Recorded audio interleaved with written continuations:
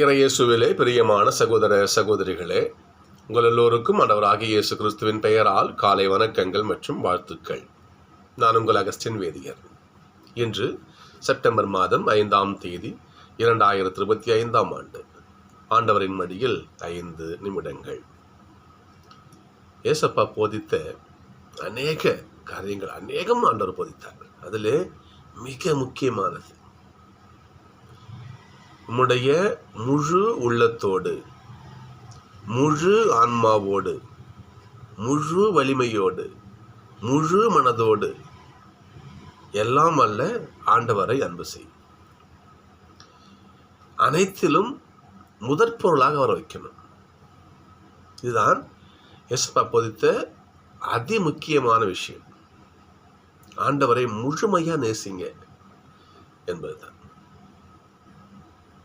இன்னொன்று சொல்லணும்னா, ஏசப்பாவுடைய அவருடைய போதனைகளே கரு இதான் சொல்லலாம்.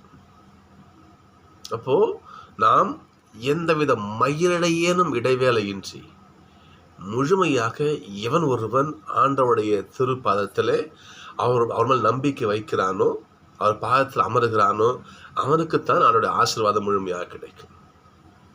இதுதான் இன்றைய தியானம். சோசர்களே, இன்றைக்கு ஒரு உதாரணம் சொல்கிறார் ஏசப்பா. ஒரு உதாரணம் சொல்கிறார். அதற்கு முன் ஒரு நிகழ்வு. சீடர்கள்லாம் படகுல போயிட்டு இருப்பாங்க. அப்போது படகுல அந்த கடலில் புயல் அடிக்கும். ஏசப்பா தூங்கிட்டு இருப்பார். படகுல தூங்கிட்டு இருப்பார். அப்போது எழுப்பு, ஆண்டவரே ஆண்டவரே, சாக போகிறோம் எந்திரிங்க. அப்போ ஏசப்பா எந்திரிச்சு காற்றையும் கடலையும் கடிந்து கொள்வார். புயல் அடங்கிடும். சொல்லுவார், நம்பிக்கை குன்றியவர்களே, என் கூட தான் இருக்கிறீங்க, இன்னும் நீங்கள் முழுசாக நீங்கள் என்ன பண்ணல, என் மேலே நம்பிக்கை வைக்கலை. இன்னொன்று, சீடர்கள் என்ன பண்ணுவாங்க, ஏசப்பா போதிச்சுக்கிட்டு இருப்பார். கொஞ்சம் நேரமாகும், நீங்கள் முன்னே போங்க, நாங்கள் அனுப்பிச்சி விட்டுருவார். அவங்க படகுல போயிட்டுருப்பாங்க. அப்போது படகுல அவங்க போயிட்டுருக்கும்பொழுது ஏசப்பா தண்ணியில் கடலில் நடந்து வருவார். எல்லாம் பேயின்னு பயப்படுவாங்க. அப்போது பயப்படாதீங்க, நான் தான் ஏசப்பா சொல்லுவார். அப்போது பேதுரு சொல்லுவார், பாருங்க, நீர்தாம் என்றால் நானும் என்ன பண்ணணும், தண்ணியில் நடந்து வர எனக்கு கட்டளை இடுன்னு சொல்லுவார். சரி வான்னு சொல்லுவார். பேதுரு தயங்க தண்ணியில் நடந்து போவார். நடந்து போக போக அவருடைய விசுவாசம் குன்றும், தண்ணியில் மூழ்க ஆரம்பிப்பார். ஆண்டவரே சாக போகிறேன் காப்பாற்றுங்க. கை கொடுத்த ஏசப்பா தூக்கி விடுவார். அவிசுவாசி ஏன் நம்பிக்கை இல்லாமல் இருக்கு. தோமா என்ன பண்ணுவார் பாருங்க பார்ப்போம். ஏசப்பா உயிரை வந்துட்டு எல்லா சீடும் சொல்லுவாங்க, உயிரை வந்துட்டாருன்னு சொல்லுவாங்க, நம்ப மாட்டார். அப்போ தோமாவுடைய வார்த்தை பாருங்க, நான் அவருடைய அந்த ஆணி அந்த கையில் விரலை விட்டு பார்க்கணும், அவர் விலாவில் விரலை வச்சு அவர் காயப்பட்ட விலாவில் கையை வச்சு பார்க்கணும், அப்போ தான் நான் நம்புவேன்னு சொல்லுவார். அப்போ தான் நான் நம்புவேன்னு தூய தோமா சொல்லுவார். ஏசப்பா வருவார், தோமா வா, உன் கையை கூட விரலில் வச்சு பாரு, இதோ இந்த விழாவில் உன் கைகளை இடு, ஐயம் நீங்கி நம்பிக்கை கொள்னு ஏசப்பாங்க சொல்லுவார். ஆக ஏசப்பா நம்மகிட்ட விரும்புவது முழுமையான விசுவாசம், அவிசுவாசம் கிடையாது. ஆனால் தொடக்க திருவையில் ஏசப்பாவுடைய போதனையை கேட்டு நிறைய பேர் தங்களுடைய பழைய விசுவாசத்தை, பழமையை, அதாவது மோசே கட்டளையை, அவர் கொடுத்த விஷயங்களை நல்லது பின்பற்றினா சரி, தப்பு இல்லை, தீய வழியில் பயணித்தவர்கள். தீய வழின்னா மோச சட்டங்களை கடமைக்குன்னு கடைபிடிச்சவங்க, அந்த கட்டளையை திரித்து கடைபிடித்தவர்கள். அப்போ சில கும்பல் இருந்திருக்கும் இல்லையா, அவங்க என்ன பண்ணாங்க, ஏசப்பாவுடைய கருத்தையும் ஆதரித்தாங்க, அதே சமயம் பழசையும் உடல அதையும் பிடிச்சிக்கிட்டு இருந்தாங்க. அப்போது ஏசப்பாவை முழுமையாக அவங்க ஏற்றுக்கல, முழுமையாக அவரை வெறுக்கவும் இல்லை, பழச விடவும் இல்லை.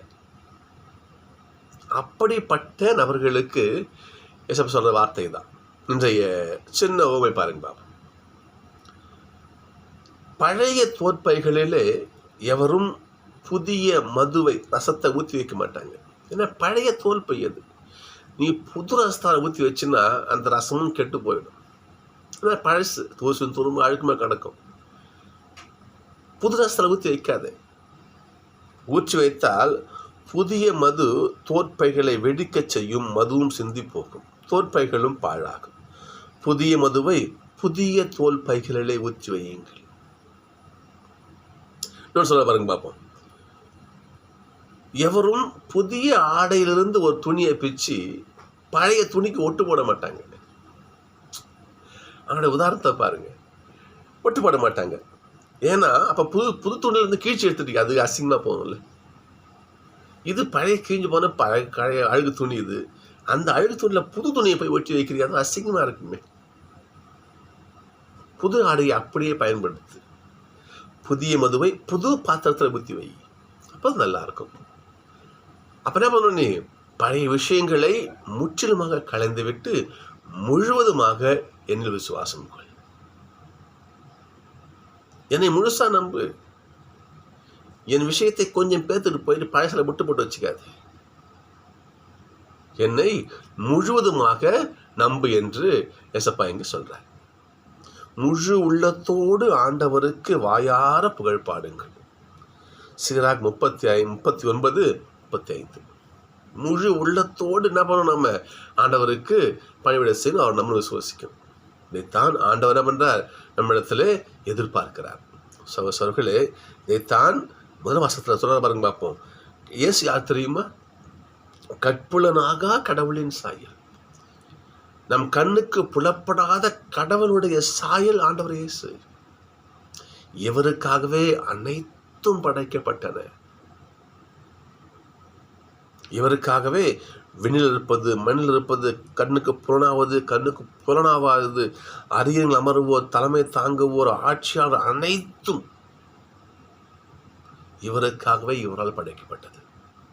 எனவே இப்படிப்பட்ட ஆண்டவர் நாம் என்ன பண்ணணும், முழுமையாக அனைத்தையும் என்ன பண்ணணும், அவர் பாத்திர சரணாகதி அடைகிறது தான் முக்கியம். அப்படி ஆண்டவரை முழுவதுமாக எவன் ஏற்றுக்கொள்கிறானோ அவனை ஆண்டவருக்கு பாத்திரவான். அப்படி இல்லாமல் ஏசப்பா சொல்ற மாதிரி நான் பழைய விஷயங்களையும் விட மாட்டேன், அதையும் பிடிச்சிக்கிட்டு இருப்பேன், ஏசப்பா விஷயத்தை ஏற்றுக்கிறேன் என்றால் அது புது துணியை பாதி கீழ்ச்சி பழைய துணியில் ஒட்டு போடுற மாதிரி. புது துணியும் பாழா போகும், பழசும் பார்க்க அசிங்கமாக இருக்கும். சரிங்களா? ரொம்ப நம்ம கவனமாக நம்ம கையாளர் பாருங்க இந்த ஓமையை. இன்றைய திருப்பாடலில் பாருங்க 100.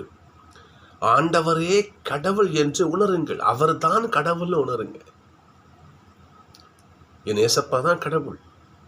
என்னுடைய உயிர் மூச்சு, என்னுடைய ஆற்றல், என்னுடைய வலிமை, வல்லமை எல்லாம் அவர் தான் உணருங்க. திருப்பாடல் பாருங்க பார்ப்போம். ஆண்டவரே கடவுள் என்று உணருங்கள், அவரே நம்மை படைத்தவர், நாம் அவர் மக்கள், அவர் மேய்க்கும் ஆடுகள்னா நாம் அவருடைய பிள்ளைங்க. சகோதரர்களே, இந்த விஷயம் இன்றைய மிக ஆழமான தியாகம். ஆண்டவரை முழுமையாக ஏற்றுக்கொள்வோம். நான் கொஞ்சம் ஒரு பக்கம் இருக்கிறேன், பழசை விட மாட்டேன், வேண்டாம். இந்த இரட்டை எண்ணம் வேண்டாம். ஒரு நபர் 2 நபர்களுக்கு பணிவிடை செய்ய முடியாது, இசைப்பாடைய வார்த்தை. எனவே நாம் சொல்றது கொஞ்சம் ஆண்டவரை இயேசு எடுத்துக்காலும் முழுமையாக அவரை ஆக்கிரமித்துக் கொள்வோம். அப்படி முழு உள்ளத்தோடு, முழு ஆன்மாவோடு, முழு வலிமையோடு, முழு மனதோடு நாம் ஆண்டவரை ஏற்றுக்கொண்டோம் என்றால் அவருடைய ஆசீர்வாதம் நம்மை முழுமையாக வந்து சேரும். இதில் கொஞ்சம் கூட சந்தேகம் வேண்டாம்.